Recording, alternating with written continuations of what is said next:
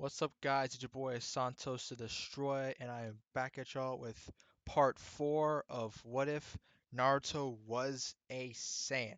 So, a quick recap of where we left off.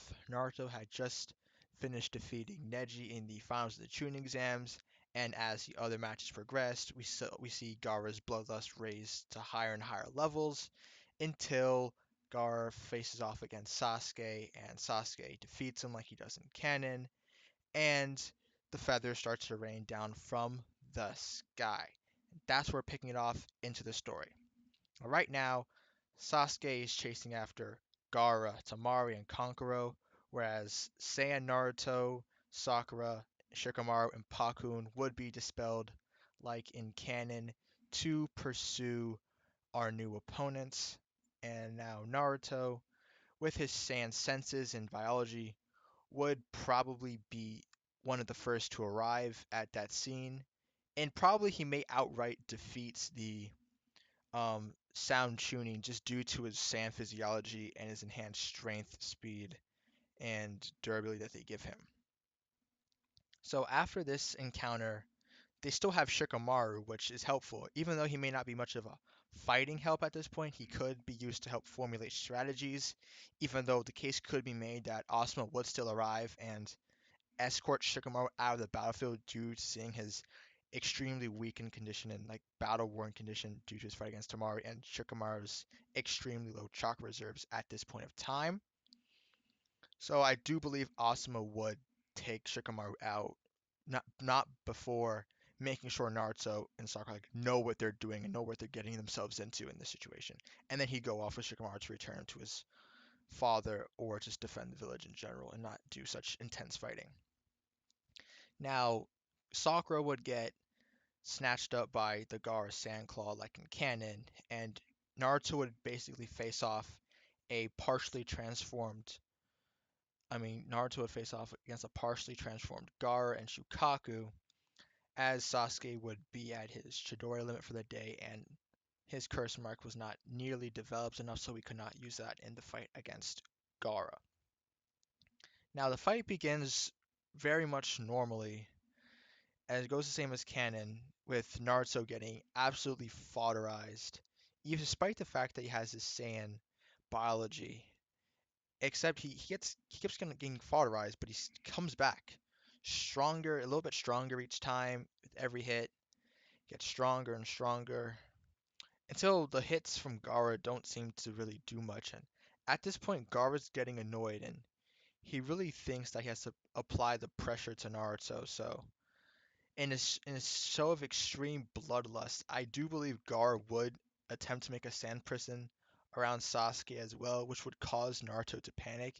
And in that panic, Gar would probably use like Sandstorm Devastation to knock Naruto far, far back and prevents him from seeing the sand coffin wrap against Sasuke. And at this point, both a little bit of blood would trickle down from Sasuke's mouth and Sakura, and Naruto would feel so helpless and powerless. He would gather his shonen protagonist resolve, look face up right at Gaara, and go into his ninja handbook where he uses 2K barrage. And now at this point, right after Naruto uses his 2K barrage and finishes it off with an explosive tag to the rear, Gaara would transform into the full body Shukaku, not like the full big Shukaku, but like the full body Shukaku he had against Naruto. But you can still see like the kanji for love and his red hair on top. Now at this point, Naruto would again become outclassed by Gaara, and this time he would not be able to gain a sizable gap in power enough for quick enough for him to make any difference against that just outright gap. So now Naruto is fighting a downhill battle against Gaara until Naruto attempts to pull a maneuver and tries to summon Gamakichi. Gama Bunta, but then he summons Gamakichi. And Naruto is really flustered at this point, and sensing that Gaara tries to move in to kill him. But right before he does, Naruto really frantically cries out to Kurama for help and for chakra. So in this case, Naruto uses the QB chakra much earlier than he did in the original canon because his back is much more against the wall, with Sakura and Sasuke both pinned and slowly being crushed by Gaara. Naruto's forced to tap into the Kyuubi's power a lot earlier than in canon. So a Kyuubi chakra powered Naruto looks up at Gaara and begins turning the tables, and that is ultimately until Gaara goes perfect possession, full big form Shukaku, and then starts wailing on Naruto. Like he's using air bullets. Naruto is actually getting destroyed. And then Naruto glances to his left and glances to his right. The sand coffins are literally crushing the life out of Sasuke and Sakura. And then tears start to flow. Tears start to stream down Naruto's cheeks as he cries, thinking how weak he was. He couldn't protect his comrades, and the only friends that saved him from himself were about to die right in front of him. And that was it. That was enough. That was all he needed before an explosion of power rocketed right from him. A golden aura. His hair stiffens up, all spiky and whatnot, and blue lightning is seen around his area in his vicinity, as the sheer power and chakra he was radiating were too much for even the trees to bear, as they cracked and caved in to his ultimate power. Falcon at this point is in amazement, is in shock and awe about what he is witnessing at this point. He can't believe his eyes. He hasn't seen anything like that since Minato Sensei. He's seen since the days of Minato, the Yellow Flash. Now at this point, with the Super Saiyan Naruto, he tries and successfully summons Gamabunta, Chief Toad. Gamabunta, on realizing who summoned him, at first tries to talk trash or such dear Naruto, but Naruto in his Super Saiyan state, plus the influence of Kurama and his chakra, he just can't, he won't hear any of it. He's like, Kurama, we have a job to do. He points right at Gaara and says, that is our job. Take that out. And Gamabunta's caught aback by this serious tone from this always knuckleheaded ninja kid. So reluctantly he says, hang on. And Naruto says, I will. And at this point, Gamabunta and Shukaku have the same exchange they do in canon, except now, due to Naruto's sand physiology, he doesn't really need to get close. He just needs Gamabunta to get in within range so he can just jump off and get on Shukaku.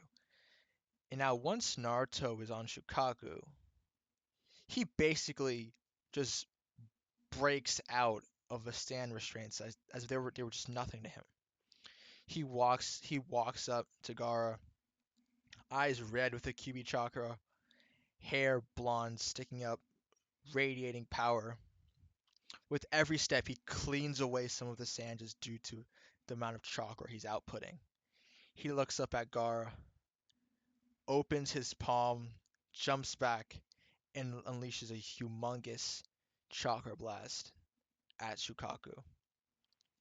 Shukaku screams out in pain, mutters something about his absolute defense being tested for once in a long time, and Shukaku gets back up. Naruto's a bit surprised. No one has really withstood one of his chakra blasts before. So then Naruto clamps his hands together, forming a sort of orb between his hands, full of chakra and power. He calls it the Blue Orb of Truth because he says himself, I am Naruto, the truth to all, and I will bring peace to this ninja world, and flings it right at Shukaku. Shukaku looks at that and almost laughs, saying, what's a little ball gonna do like that? Before he caught in it and explodes in a volley of blue light. Now with that explosion, Gamabunta is in shock. as Naruto and Gaara fall back to their trees, and they have the same slugfest that they did in canon, with Naruto slimly winning due to the fact that both using Kurama's chakra and the Super Saiyan transformation were extremely taxing on him. Gaara, looking at Naruto, asks him why. Why does he do it? Why is he so strong? Gaara begins to explain, the only way I thought I could become strong was by killing others. And Naruto says, Gaara, you can become much stronger by protecting those who you care about, because they can save you from those violent impulses you have within you. They gave me companionship so I was never alone to deal with it. I always had others to rely on, and others feel my true strength. And with that, that battle concludes.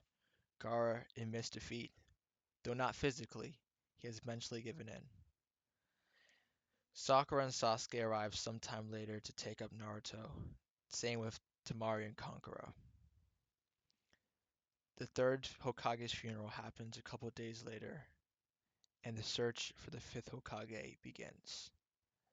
And that's where I'm going to end it, guys. You liked it, share, subscribe. I'm a Santos Destroyer, and I am out.